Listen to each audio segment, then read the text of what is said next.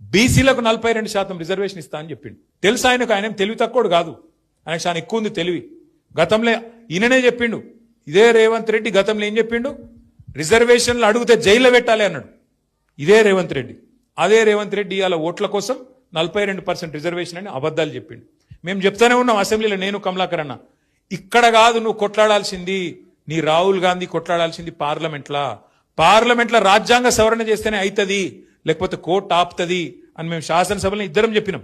అప్పుడు పెద్ద నాటకం నటించిండు, మీకు తెలియదు, మాకు మొత్తం తెలుసు, మేము లాయర్లతో మాట్లాడుతున్నాం, మేము వీళ్ళతో మాట్లాడినాం, వాళ్ళతో మాట్లాడినాం, మాకు ఈయన చెప్పిండు ఆయన చెప్పిండు.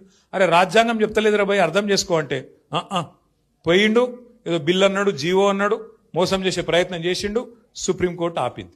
నేను ఒకటే అడుగుతున్నా మిమ్మల్ని, ఆయనకు తెలియనో కాదు, నిజంగా రాహుల్ గాంధీకి చిత్తశుద్ధి ఉంటే కొట్లాడు మోడీతో పార్లమెంట్లో. మేము రాజ్యసభలో 4 సీట్లు ఉన్నాయి, మేము ఓట్లేస్తాం, పెట్టు బిల్ ఆడబెట్టాడు, ఆడబెట్టాలను ఆడబెట్టకుండా గిడబెడుతున్నాడు.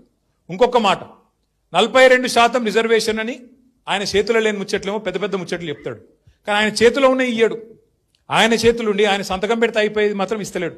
బీసీలకు 20,000 కోట్ల బడ్జెట్ అన్నాడు, 5 ఏళ్లలో 1,00,000 కోట్లు ఇస్తా అన్నాడు, అది మాత్రం పెట్టాడు. బీసీలకు 42% వాటా కాంట్రాక్ట్లలో ఇస్తా అన్నాడు, అది మీకు ఇయ్యడు. 42% విద్యలో ఉపాధిలో ఇస్తా అన్నాడు, అది ఇయ్యడు. ఒక్కటే ఒకటి పట్టుకున్నాడు, రాజకీయపరమైన ముచ్చట.